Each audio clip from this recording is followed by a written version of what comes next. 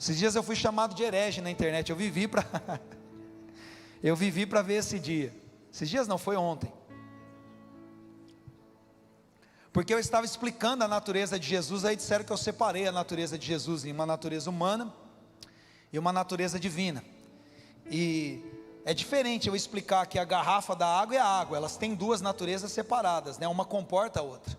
Mas se eu estivesse explicando acerca de uma laranja, por exemplo, dizendo que ela tem casca, bagaço e a polpa, eu não estou dizendo que tem duas frutas ali, eu estou dizendo que existem partes. E eu expliquei que foi o divino em Jesus que pôde salvar a humanidade, que Jesus foi o primeiro homem a ser salvo na cruz, porque ele salvou-se a si mesmo. Da ótica de Satanás, ele precisava descer da cruz para ser salvo. Da ótica de Deus, ele fala: não faça a minha vontade humana, mas a vontade divina. Eu vou para a cruz para morrer pela humanidade. E ele é um exemplo para nós, inclusive, que nós somos salvos na nossa vida comum, na nossa vida humana, por causa da presença do Espírito, do divino em nós. O divino salva o humano. Quantos estão me entendendo?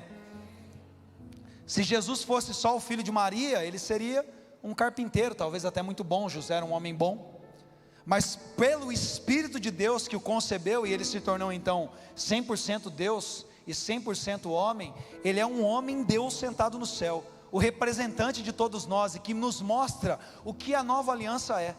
É o Espírito Santo dentro de você que te salva, que redime toda a sua natureza, não apenas o seu espírito, mas que salva a sua alma e por fim glorificará o seu corpo. Meu Deus, isso é muito louco, isso é incrível. E é essa mensagem que João Batista estava iniciando. Esse é o Evangelho. Nós somos salvos pela presença de Deus em nós, pelo Espírito Santo de Deus em nós. Por isso que João Batista diz: eu vou batizar vocês com água, para que vocês se arrependam dos seus pecados, mas Jesus vai colocar o Espírito de Deus dentro de vocês. Meu Deus, que notícia poderosa, meus irmãos. E tudo isso só faria sentido se o Espírito Santo viesse para dentro de nós. Como diz o profeta Jeremias: naqueles dias não serão mais leis escritas em tábuas de pedra, a lei não será mais ensinada como algo fora, mas Deus coloca dentro de nós a sua palavra, Ele coloca o seu Espírito dentro de nós, e a aliança não é mais uma coisa que pode ser vivida meramente externa. Na velha aliança as pessoas tinham lugares específicos, bichos específicos, dias específicos, cortes de cabelos específicos, não podia nem fazer um nevô, né? No final tirar uma foto aqui, parece que eu estou na Austrália, só tem menino louro aqui agora, né? A gente tem essa cor meio sujinha aqui de papelão molhado, mas todo mundo loirinho, né? Depois tirar uma foto com os caras do nevô aqui. Mas não podia fazer um negócio desse, porque as coisas precisavam ser de alguma maneira exteriorizadas na aparência. Agora na nova aliança não, irmão. O que conta de verdade é como está sendo transformado o seu coração pelo Espírito Santo que habita em você. Aleluia, meu Deus. O Espírito Santo dentro de nós é a verdadeira boa notícia. O Espírito Santo que habitou em Jesus e que salvou a humanidade habita dentro de mim, de você, e nós somos salvos nele. Só que existe um fato incrível aqui. Quando Jesus é batizado, então uma voz do céu é ouvida, e Deus anuncia o maior segredo então dessa nova aliança, porque Deus diz assim: esse é o meu, ele é o meu Filho amado. A nova aliança não é mais uma aliança presa em tribos, em sacerdotes, em judeus que cumprem essas regras, mas agora nós estamos inaugurando um reino de filhos. Deus Filho. O primeiro, que antes era único, mas agora se torna o primeiro, porque ele inaugura uma era onde filhos reinam, aonde pessoas que são salvas pelo seu Espírito participam do seu reino. É incrível, porque Jesus mesmo nos ensina isso, dizendo: o meu reino está dentro de vocês. A notícia do reino não é mais uma notícia de um governo que vem então e domina sobre nações, mas de um Espírito que vem e habita em corações. Aleluia. Não é mais um contexto geográfico, não é mais um reino físico, mas agora ele está dizendo: aonde o meu Espírito é colocado, o meu reino chegou. Aonde o Espírito de Deus habita, ali nós temos um Filho de Deus. Existe alguém reinando em nome desse reino, existe alguém pregando essa mensagem. E meu Deus, quando nós entendemos isso, meus irmãos, nós entendemos o que está acontecendo nesse reino de filhos. Qual é a ideia de Deus quando Ele nos permite como filhos participar do seu reino? Se não tem mais a ver com lugares, se não tem mais a ver com aquilo que acontecia na antiga aliança, onde apenas algumas pessoas com uma vocação específica poderiam fazer isso, mas agora todos aqueles que creem recebem esse poder para serem filhos. Nós estamos percebendo então que a responsabilidade da implantação desse reino repousa sobre cada um de nós, filhos de Deus, porque eu estou pregando para filhos aqui, amém? E sabe, é incrível porque quando nós lemos em Romanos no capítulo 8, no verso 19, Paulo diz que a criação, ou melhor ainda, a natureza criada, o cosmos, aguarda com grande expectativa que os filhos de Deus sejam revelados, ou que os filhos de Deus se manifestem. O que ele está falando aqui não é apenas sobre seres humanos. Paulo não está falando aqui que a humanidade espera que os filhos de Deus se manifestem. Paulo está dizendo aqui que a criação geme, que o universo chora, que o universo clama, que os filhos de Deus sejam manifestos. E por que existe esse gemido? Por que existe essa dor? Por que a natureza está clamando? Porque a natureza sabe que ela está fadada à destruição, e que enquanto os filhos de Deus não se manifestam, tudo está se desfazendo. O oxigênio está acabando, a geleira está derretendo, a poluição está destruindo tudo, as doenças estão aumentando, o pernilongo se modificou e agora já tem, pernilongo super saiyajin, até com cabelinho branco, já 10 doenças diferentes, não é assim? Você cria imunidade para uma coisa, o vírus se modifica e fica mais forte que a sua imunidade, vem uma variante nova, e tudo isso mostra o fim das coisas. E a natureza sabe disso, a natureza criada por Deus, a natureza que o adora, as estrelas, o sol. Ele chama as estrelas pelo nome, ele se veste de luz como um manto, diz o Salmo. Todas as coisas estão debaixo do seu domínio, e toda a natureza adora o Criador. Então essa natureza geme porque ela entende o plano. Entende o que eu estou dizendo aqui? Não estou dizendo que o sol é um ser com o cérebro falando, puxa, estou esperando aqui, mas é uma expressão para nós entendermos a responsabilidade que nós carregamos. E Pedro vai dizer isso para nós lá na sua segunda carta. Você vai entender o que eu estou dizendo lá na carta de Pedro, a segunda, capítulo 3, versos 11 e 12. Diz assim, visto que tudo será assim desfeito. Ele está falando da terra ser desfeita. Que tipo de pessoas é necessário que vocês sejam? Ele diz assim: vivam de uma maneira santa e piedosa, esperando o dia de Deus e apressando a sua vinda. Naquele dia, os céus serão desfeitos pelo fogo, e os elementos derreterão pelo calor. Se nós lemos os versos anteriores, nós vamos perceber que Pedro fala do dilúvio antes. Ele fala de um momento em que a humanidade provou o seu próprio fim, submersa nas águas do dilúvio. Nós sabemos que só uma pessoa escapou, levando 7 pessoas com ela ali, Noé e os seus filhos, a sua família, a sua esposa. E quando Pedro faz esse tipo de pergunta novamente, ele está apontando para a justiça daquele que foi salvo quando a terra foi desfeita. Aquele momento a terra estava gemendo diante de Deus, porque a sua corrupção chegava aos céus, ao ponto de Deus dizer: eu me arrependo de ter feito isso. Existia um gemido de pecados que incomodavam as narinas de Deus, porque Deus não comunga com o pecado, amém, irmãos? E aquilo causou essa santa ira em Deus, a ponto de Deus falar: vou colocar tudo debaixo d'água. Mas existia um tipo de pessoa na terra que, mesmo acontecendo isso, pode ser salvo por uma arca que ele mesmo construiu. Então preste atenção, Noé foi salvo por uma arca que ele mesmo construiu. A maneira como Noé vivia, o autor aos Hebreus vai dizer que Noé, sendo justo, ele se atormentava com aquele tipo de vida que existia ali. A Bíblia fala a mesma coisa sobre Ló, quando Ló vivia em Sodoma e Gomorra, que é uma cidade, uma região que foi destruída. Mas eles eram um tipo de pessoa que não combinava com o gemido produzido naquele momento.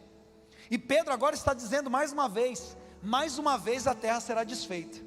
E a terra será desfeita pelo calor. E ele diz, então sabendo que isso vai acontecer, que tipo de pessoas vocês precisam ser? E antes ele tem falado de Noé. E ele aponta para nós, ele diz, vocês precisam viver de uma forma santa e piedosa. Vocês precisam, dentro do modelo daqueles que se salvaram do meio da destruição, viver nesse modelo para que vocês não estejam naquilo que está sendo destruído, mas para que vocês estejam do lado de dentro daquilo que está sendo salvo. Quantos estão me entendendo? Que tipo de pessoas estarão na arca? Nos dias de Noé zombavam do construtor. A gente não tem nenhum sermão escrito de Noé, pelo menos a gente não sabe, mas o autor aos Hebreus diz que ele era um pregador da justiça. Como que Noé pregava a justiça? Vivendo debaixo dessa justiça. A sua vida pregava a justiça, e por isso Deus deu a oportunidade para ele de construir uma arca que salvou toda a sua família, no meio de toda uma geração que foi completamente destruída. As pessoas zombavam do tempo de Deus, e Pedro fala isso também nessa mesma carta. Ele diz, bom, algumas pessoas começam a dizer, Deus tarda em cumprir a sua promessa, tem 40 anos de crente já, e minha avó, que tinha mais 50 anos de crente, já dizia, Jesus está voltando, Jesus está voltando, e as pessoas começam a dizer, Jesus não está voltando é nunca. E aí Pedro diz para nós assim, prestem atenção, quem tem relógio e calendário é você. Para Deus 1000 anos e um dia são exatamente a mesma coisa. Aí vem os teólogos dizer que não, cada conta de 1000 anos é um dia, não tem nada a ver com isso. Pedro está dizendo que Deus não está sujeito ao tempo. Deus tem um plano perfeito que se alinha com os fatos, com os acontecimentos. Deus vê o passado como ele vê o presente, ele vê o futuro aqui na frente dele, ele não está preso ao tempo. É difícil para quem não é eterno entender isso, mas Deus não está preso ao tempo. Mas ele está dizendo para nós, se vocês começarem a viver como se vivia nos dias de Noé, uma hora a arca fecha a porta. Se vocês começarem a se distrair com outras coisas, e não entenderem para que vocês foram vocacionados, uma hora o dilúvio vem. Pior, agora não é dilúvio, ele está falando de fogo. Não sei se é pior morrer afogado ou morrer queimado, eu preferia não morrer de jeito nenhum. Mas ele está dizendo que os elementos serão desfeitos pelo calor do fogo. E ele diz isso, só existe uma forma de se viver em meio a essa verdade. Ele diz, vivam de maneira santa e piedosa. E na frente, no versículo 14, ele explica o que é viver de maneira santa e piedosa. Ele diz, portanto, amados, enquanto esperam essas coisas, empenhem-se para serem encontrados por ele em paz, diga comigo, em paz, imaculados e inculpáveis. Ele está dizendo que a maneira santa e piedosa de se viver se desdobra em 3 aspectos. O primeiro é em paz. Como viver em paz em meio a essas notícias? Como viver em paz em meio ao mundo que está debaixo do pecado, emaranhado na corrupção? Tendo conhecimento das coisas. Sabe? O maior agente de ansiedade, o maior agente que rouba a sua e a minha paz, é a dúvida, é a incerteza, é a insegurança quanto ao futuro ou quanto ao que está acontecendo. Quando nós sabemos o que está acontecendo, todo mundo pode estar desesperado, a gente fica em paz.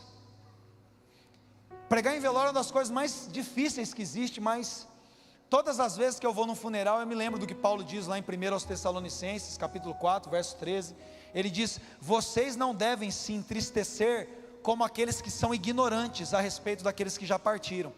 Por que Paulo diz isso? Porque as pessoas que não conhecem o que acontece pós-morte, não sei se você já foi em velório de quem não conhece a palavra de Deus, é um desespero, porque para eles parece que tudo acabou. Então é aquela gritaria, aquela coisa maluca que as pessoas, para elas é o fim. Mas você vai em velório de crente, a gente está triste. Ele não diz que a gente não pode se entristecer, ele diz que a gente não pode se entristecer como aqueles que não conhecem. Existe tristeza, a dor, o afastamento, a saudade, é óbvio que a gente chora e fica triste, mas ele diz que a gente não se desespera, a gente não se entristece como aqueles que não conhecem a verdade. Por quê? Porque a gente sabe, a pessoa, por mais que seja doloroso para nós, ela está sendo consolada, ela está no seio de Abraão, ela cumpriu o propósito, em breve todos estaremos juntos e ele enxugará dos nossos olhos toda lágrima, Por isso que crente louva no velório, canta, faz mais piada do que o ímpio, dá risada. Por quê? Porque ele fala, esse aí, ó, espertinho, foi antes de mim, bateu a meta, vai receber a coroa da justiça primeiro. Tá bom, quando eu chegar lá, a minha vai estar mais nova. E a gente se entristece de uma forma diferente, porque a gente tem o conhecimento da causa. Eu não sei se você já leu a Bíblia e viu o final da história. Eu conheço o final da história e sei que no final nós seremos vencedores. E por isso, enquanto eu espero, eu posso esperar em paz e viver de uma maneira santa diante de Deus, porque eu sei o que vai acontecer. Jesus disse que eu vou celebrar com Ele por 7 anos. Jesus disse que eu vou estar nas bodas do Cordeiro. Jesus disse que vai haver abundante alegria. Então eu posso esperar em paz, porque eu sei o final da história. E quando eu tenho consciência disso, o apóstolo João vai dizer, todo aquele que nele tem essa esperança, purifica-se a si mesmo. E por isso nós devemos viver de maneira santa e piedosa, imaculados. O que o Espírito Santo está falando com você? É uma noite de remoção de toda e qualquer mancha na sua vida. Ser imaculado é não ter mancha. Imagina a noiva no dia do casamento, vem alguém ali, bate a mão e derruba suco de uva no vestido dela. Tragédia total. E não tem um vestido reserva. Mas Jesus diz para você, não importa o quanto você se sinta manchado diante dessa palavra, porque é o Espírito Santo que nos convence do pecado, da justiça e do juízo. A palavra de Jesus diz para você e para mim nessa noite, para purificar os nossos corações. Vocês são purificados pela palavra que eu vos tenho pregado. É a palavra de Jesus que está sendo pregada aqui. E Ele pode limpar o seu coração de toda mancha, de todo erro. E a partir desse momento então nós podemos viver inculpáveis. A culpa tem a ver com coisas que não foram resolvidas dentro de nós e que se manifestam mais cedo ou mais tarde. Paulo diz para Timóteo, tem pecado que se manifesta na horinha. Alguns demoram um pouco mais, mas enquanto nós não temos a nossa vida resolvida, nós sempre estaremos presos em culpa. E o diabo adora te colocar uma culpa. Mas Jesus resolveu tudo aquilo que era culpa sobre nós, tudo aquilo que era uma dívida sobre nós, quando Ele foi na cruz do Calvário e morreu em favor das nossas dívidas e disse, a conta foi pago, tetelestai, está consumado, dívida quitada. E por isso ninguém pode nos condenar, ninguém pode nos acusar, ninguém pode colocar culpa em nós, porque se você está em Cristo, as coisas velhas se passaram. E Pedro nos garante que se nós vivermos assim, nós então estaremos vivendo de maneira a esperar, mas apressar a vinda do Senhor. E esse é o tema da mensagem hoje. Apesar da volta que eu fiz para que você entenda todas essas coisas, o tema é esperando e apressando. Como esperar e como apressar? Tem crente que não gosta de dizer que Deus tem pressa, porque você é desorganizado e deixa as coisas para a última hora, porque você acorda atrasado, você relaciona com pressa, a ideia de que você vai precisar correr para fazer alguma coisa que você não fez na hora certa, não é assim? Você fala, quem tem pressa é quem está atrasado. Não, não, não. A palavra pressa na Bíblia, spud, significa alguém que empenha toda a diligência para terminar o que começou, alguém que não termina no meio do serviço, alguém que vai até o final com zelo, para completar aquilo que precisa ser feito. Quando Pedro diz, esperem e apressem, ele está falando, aguardem porque não está na mão de vocês os dias, mas trabalhem para que isso aconteça, e trabalhem com diligência, porque essa é a única missão da igreja, preparar o caminho para o Senhor, é a única missão que você e eu temos. E como nós como igreja preparamos esse caminho? Vivendo de maneira santa e piedosa, não sendo motivo de escândalo, para que o coração das pessoas se fechem para o Evangelho. Preparar o caminho para o Senhor nos corações, é dando testemunho de que vale a pena servir Jesus, sem ser contaminado, sem estar debaixo de culpa, sem fazer com que as pessoas olhem e digam, se for para ser crente assim, é melhor eu ficar aqui no meu mundão. João Batista estava ensinando um modelo para a igreja, preparem o caminho para o Senhor, ainda que para isso vocês sejam como vozes no meio do deserto, ainda que para isso vocês sejam os únicos no meio da sua família, no seu trabalho, na sua vizinhança, que se tornem pregadores da justiça, no meio de pessoas que não acreditam que o dilúvio vem, meus irmãos, porque ele vem. Quando nós vivemos dessa maneira, nós estamos então apressando a vinda do Senhor, trabalhando com diligência, com convicção do que Ele nos ensinou.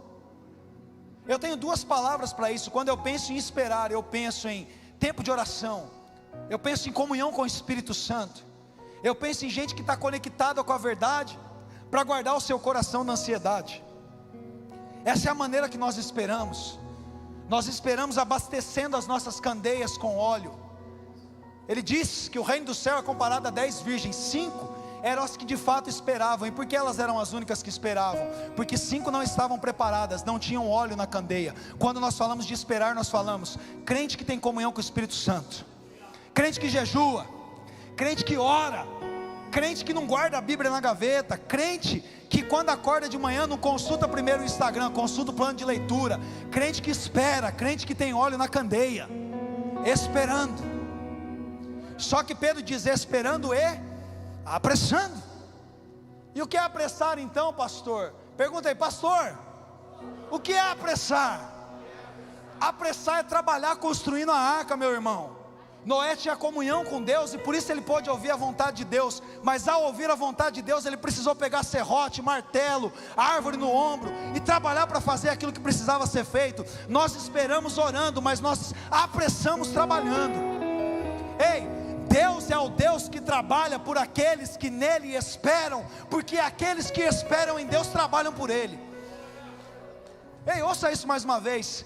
O Deus que trabalha por aqueles que nele esperam é o Deus que tem aqueles que estão esperando nele trabalhando, esperando e apressando. Por isso que Jesus diz: e quando o Filho do Homem vier, aquele que vai fazer justiça por aqueles que clamam dia e noite por ele. Mas ele diz: e quando ele descer, e quando ele vier, ele vai achar fé na terra? Ele vai achar gente que entendeu que a única missão que a igreja tem é preparar o caminho para que Jesus reine em corações. O reino de Deus não está mais próximo, o reino de Deus já está aqui dentro de você. O reino de Deus não está chegando, o reino de Deus já foi iniciado. Quando Jesus veio, derramou o seu Espírito e salvou a sua alma e te deu uma nova vida. Você carrega em si o reino de Deus porque você é um filho de Deus. Nós não estamos dando uma notícia futura, nós estamos vivendo uma realidade presente. O céu já está nesse lugar, meu irmão. Você não estará mais perto de Jesus quando Ele manifestar a sua glória definitivamente do que você está agora. Eu disse isso semana passada. Tem gente que vive dizendo na vida: ai que inferno, porque decidiu acreditar que deve ser assim. Mas se você quiser viver o céu na terra agora, dentro da sua casa, dentro da sua família, o reino de Deus já chegou em você. O Espírito Santo, que é o mesmo Espírito que Jesus tinha, é o Espírito que habita em você. E não existe isso de Espírito Santo menor, proporção menor. É o mesmo Espírito. O mesmo Espírito que tirou Jesus, não do caixão apenas, do Hades, aonde ele foi buscar aquilo que era nosso por direito, que Adão havia entregado, mas que ele tomou das mãos de Satanás. E disse para você e para mim, se coloque de pé para ouvir isso. Ele disse para você e para mim, quando ele desceu no Hades, ele tomou as chaves das mãos de Satanás, da vida, da morte, e ele devolveu a autoridade. Ele disse: eu estou dando para vocês toda a autoridade que foi tomada das mãos do diabo. As portas do inferno não prevalecem contra a igreja. E por isso, cheio do Espírito Santo, você pode levantar a sua mão, orar pela sua família, orar pela sua cidade, declarar o reino de Deus, declarar arrependimento no seu coração. Meu Deus, levante sua mão e comece a fazer isso agora. Glorifique o nome de Deus. Ah, Jesus, como nós te amamos. Ah, Jesus, como nós queremos ver a tua glória manifesta. Nós amamos a sua vinda, nós ansiamos pelo teu dia. A coroa da justiça está preparada para mim, e não só para mim, mas para todo aquele que anseia a sua vinda.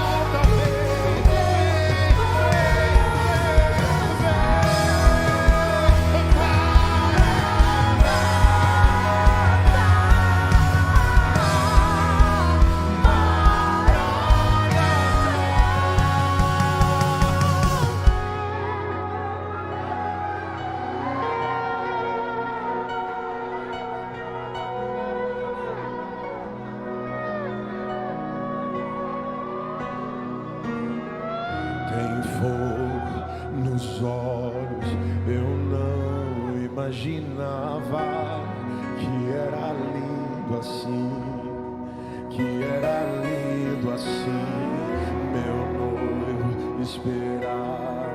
Eu abro a minha casa, pode morar aqui. Essa casa é tua, Deus.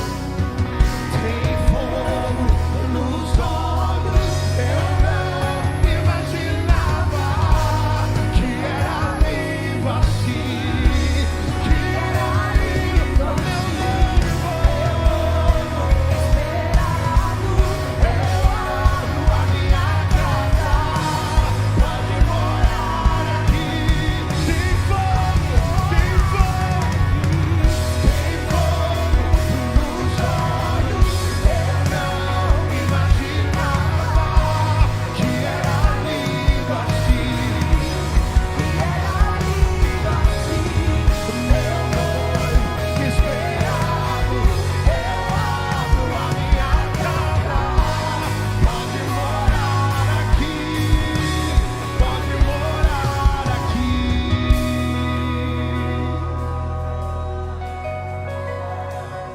Ele está aqui nesta noite, querido. Aquele que tem o fogo, aquele que tem a resposta, aquele que tem a palavra, e basta uma palavra dele e os montes separarão. Basta uma palavra dele e a minha vida e a sua vida será transformada. Esperando em oração, mas apressando, trabalhando, querido. O texto diz que ele nos encontra em paz, imaculados e inculpáveis. Feche os teus olhos por um instante nesta noite, em nome de Jesus. Esta noite é a oportunidade, queridos. É uma oportunidade de uma nova vida. É uma oportunidade de você viver o novo, de você viver em paz, de você viver inculpável, imaculado. Porque quando a palavra de Deus entra na minha vida e na sua vida, aquilo que você fazia, aquilo que você fez, ela vira passado. E quando virarem para você e falarem assim: mas você não era aquela pessoa atribulada, você não era aquela pessoa que pecava, você não era aquela pessoa que tinha manchas na história, cheio do Espírito Santo, você vai dizer: eu era, mas Jesus me libertou. Por isso nesta noite eu quero fazer um convite. Se por acaso tem alguma coisa na sua vida que está tirando a sua paz, o Espírito Santo de Deus está falando com você. Saia do seu lugar e vem aqui agora nesta noite, aqui na frente, que nós iremos orar por você. Se algo está tirando a sua paz nesses dias, vem aqui, queridos. Não tenha vergonha, vem aqui. Se existe alguma coisa na sua vida que está trazendo você um jugo, um pecado que manchou as suas vestes, vem aqui nesta noite, porque o noivo está neste lugar. E o noivo diz: vem, vem, vem. Os líderes comecem a orar por esses irmãos. Sai do seu lugar, sai do seu lugar, não perca a oportunidade. O noivo diz: vem. O noivo diz: vem. Oh, ora igreja, ora igreja, ora igreja. Vem, o noivo te espera. O noivo te espera. Vou pedir para os líderes orarem pela vida dos irmãos que estão aqui. Tem bastante gente aqui, ó, sozinho.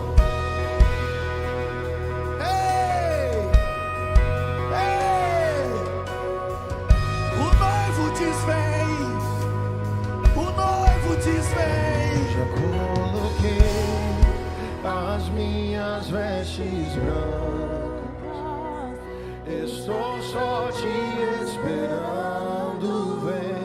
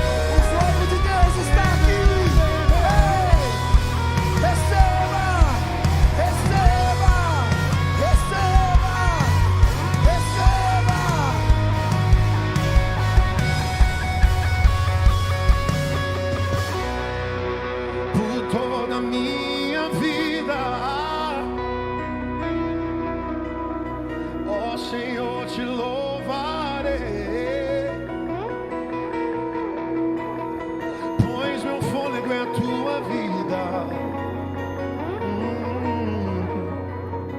E nunca me cansarei. Adore, igreja. Não seja um espectador. Ouvir a tua voz. Adore, adore, adore. É mais doce do que o mel, que me tira dessa cova e me leva até o céu, até o céu. Já vi fogo e terremoto, vento forte que passou. Já vivi tantos perigos, mas tua voz me acalmou. Tu das ordem às estrelas e amar os seus limites. Eu me sinto tão seguro no teu colo, ó Altíssimo. E não há ferrolho nem modas que se fechem diante da tua voz. E não há doença nem culpa que fique de pé diante de nós. E a tempestade se acalma na voz daquele que tudo criou. Pois tua palavra é pura, escudo para os que nele creem. Aleluia, aleluia, aleluia. Você pode aplaudir o nome de Jesus, glorificar o nome dele. Meu Deus.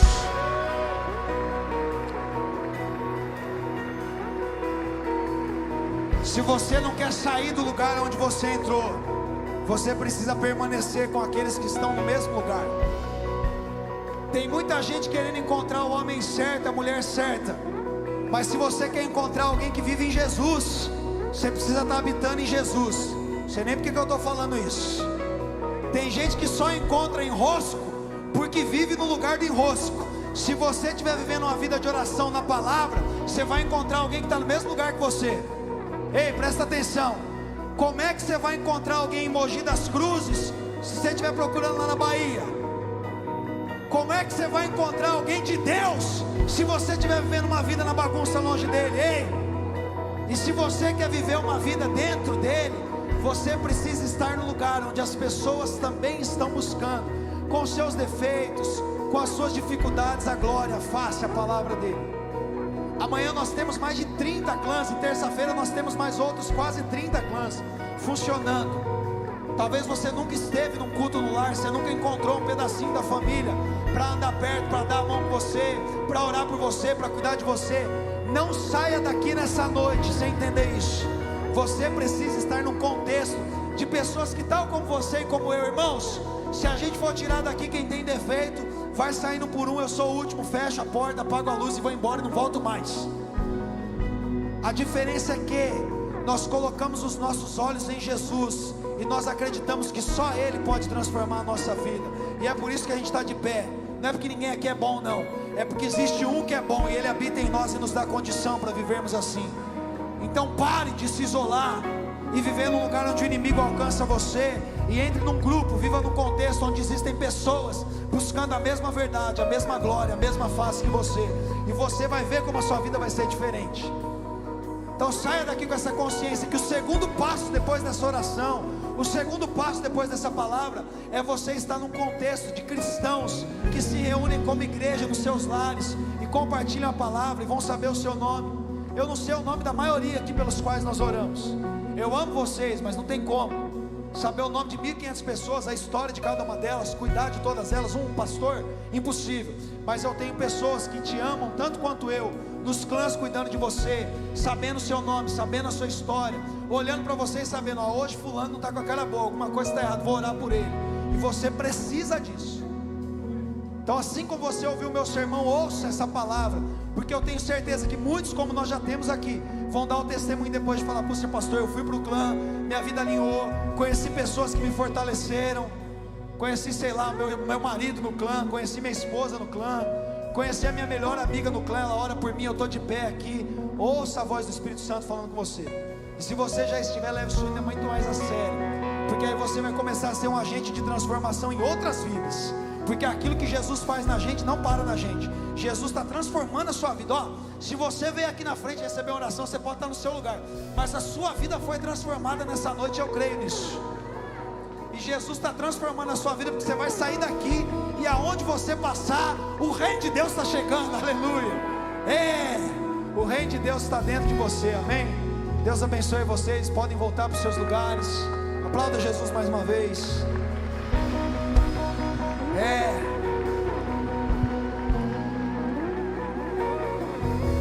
Nós esperamos e apreciamos a tua vinda, Jesus. Senhor, é que nós mais queremos ver a tua glória, o dia da sua vinda, Senhor. Levante sua mão. Vamos orar para terminarmos. Que o amor de Deus, o nosso Pai, a comunhão com o Espírito Santo, numa vida em paz, imaculada, sem culpa,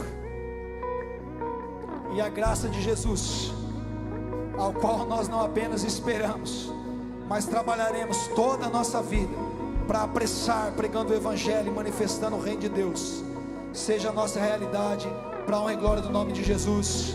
Amém, amém. Tenham todos uma ótima semana. Segunda e terça clãs, quinta-feira culto em brasa. Deus abençoe vocês, graça e paz.